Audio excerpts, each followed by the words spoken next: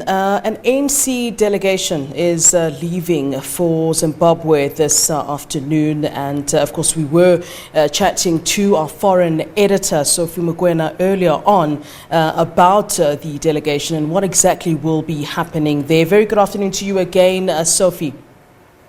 Good afternoon. Now, I'm going to carry on from where I left off. I was saying that, this comes less than a month after Zimbabwe rejected, actually, South Africa's offer to help end their economic and political crisis. And I wanted to ask what exactly changed from then to now, where we see this delegation going to Zimbabwe. Well, you'll recall that the first delegation that went to Zimbabwe, it was President Ramaphosa's envoy. That is former Minister Sidney Mufamadi, former chair of the National Assembly, Mebaleka Mbete, but also Mr. Mwako Ramathodi. But now you have ANC delegation going there. It is about party to party. In other words, at the party level, the two parties are going to try and iron out the differences and the way they see things, and perhaps have proposals in terms of how to handle this matter. Because yes, Zimbabwe is clear there is no crisis in Zimbabwe, but there is a crisis. There is a Zimbabwe crisis in South Africa. Why Zimbabwe crisis in South Africa? I spoke to one senior government official last week who told me that during this COVID-19, they are really feeling the pressure because you have people who are crossing to South Africa from Zimbabwe illegally because they are leaving Zimbabwe because of the economic challenges. Some of them, they are leaving the country because of political reasons, as they put it. Now, the Constitutional Court in South Africa has ruled that whatever government is going to do to assist the citizens of this country, the South Africans, on this challenge of COVID-19, they must do the same to people who are in South Africa, the refugees, whether they have been granted asylum status or they are still applying, or they are in a process of being assessed whether they should be given asylum status. Therefore, it is getting very heavy for social development department in particular, because all the time, people who are doing research are talking about millions who are in South Africa from different parts of the world, not only Zimbabwe.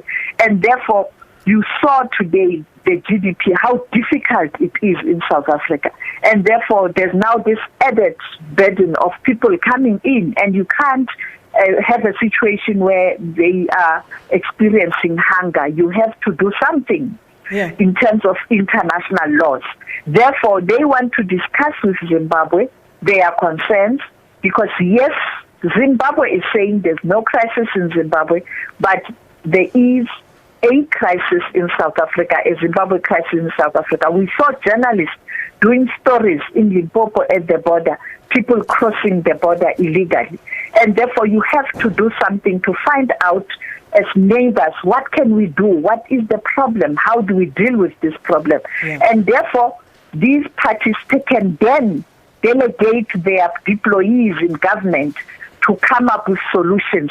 This is when then you will have government coming in, and therefore the envoys can go speak to the government of Zimbabwe, speak to all stakeholders, be political parties, be NGOs, be unions or ordinary people, and then come back and report back to President Ramaphosa. This is our assessment. Therefore, for me, ANC delegation going to Zimbabwe, they have to go and get first-hand information in terms of what's happening and come back as a party and discuss this and give direction and support to government employees, including the president of the ANC, who's a head of state in this case, to say this is how we have to handle this matter, because these are Africans, these are human beings, We cannot just throw them away or arrest them or send them back.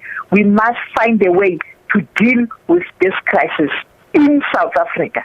Maybe it is not a crisis in Zimbabwe. Now, of course, you'll remember, Sophie, there was a lot of talk of Zimbabwe Lives Matter, and I'm interested to know what was the reaction from Zanu-PF, given the fact that South Africans had been then accused of being xenophobic when some of the issues that, in fact, you mentioned about people crossing borders were raised by South Africans. What was Zanu-PF's stance? Do we know what they felt at that time? I'm just trying to assess the kind of reception that the ANC will then be sort of receiving, I suppose, when they get to Zimbabwe later. Well, ANC will receive a warm, let's say there's going to be a warm reception for them because they have a relationship with Zanu-PF. People around these leaders can make statements, robust statements, maybe giving a signal in terms of how Zanu-PF feel. The same with ANC. We can hear people, maybe spokesperson or some members who are not really charged with responsibility of dealing with this issue, making statements to give us an indication how the ANC feels about this matter. But at the end of the day, the Zanu-PF officials and the ANC officials will have to find one another. They will have to find a solution to the problem. Because much as Zanu-PF is denying that there are problems in Zimbabwe, I mean, people were arrested, people were beaten. Zanu-PF government can say it is not the state. Who is that person? Who is this person who is beating the opposition, beating journalists? If it is the opposition itself, why don't you investigate and let the third force, as you call it, be exposed? But you can't just say it's not us and it's business as usual. If you are saying it's the third force, let there be investigations. People came out publicly to say we're abducted, we saw the wounds. Why those issues can't be investigated so that if there's a third force or if it is the opposition, then they can be exposed. If these journalists are creating stories, let them be exposed. Therefore, I think that's exactly what needs to happen, the investigation, so that you really find out what is happening. And from there, the Zanu-PF and the ANC can advise the deployee in government I think what to do.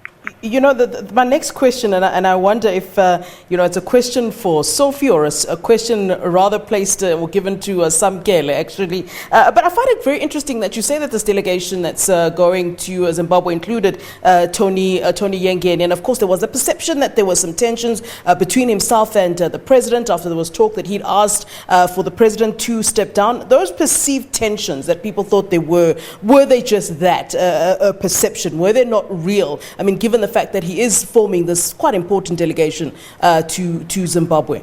What are your thoughts? Those are ANC internal matters, but when they leave their borders or when they interact with their counterparts, they have to be united. Because at the end of the day, it's not about Ramaphosa and Tony Yengeni here. It is about South Africa and Zimbabwe and the ANC and Zanu-PF. Therefore, whether Ramaphosa and Tony Yengeni are not in speaking terms, as they go there, they go with the ANC mandate.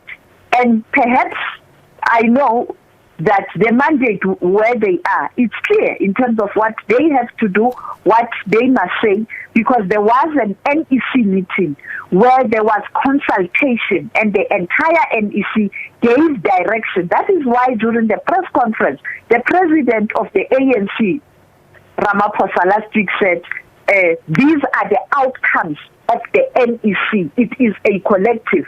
So whether you agree with the issues or you don't, you know it's a democratic centralism. You have to toe the line, you will communicate the NEC message. Therefore, Tony Yengeni being part of this, much as there were reports around him and President Ramaphosa in terms of their relations, now he is there not as Tony Yengeni, He is there as the chair of the ANC Committee on Peace and Security, and therefore he has to communicate the outcomes of the NEC. The same with Ace Magashule. If there are tensions between him and the president, he is going there not as Ace Magashule, an individual. He's going there as the ANC Secretary General with the NEC mandate. The same with Minister Lindiwe Zulu. She is going there as the person responsible for international relations. Whatever relations the ANC has with outside world, she is the one who's promoting, driving, strengthening, and giving the party the direction. And therefore, it's not about them as individuals there. It is a delegation of the ANC with the mandate from the NEC. Therefore, it's not free for all. All right. Sophie Mokoena, our foreign editor at SABC News, thank you very much for giving us an update there, of course, on the ANC delegation currently on its way to meet with Zanu-PF in Zimbabwe. She'll certainly be on top of that story and will no doubt be giving you updates. I'll bring you headlines then at the top of the hour. Do stay with us here on SABC News.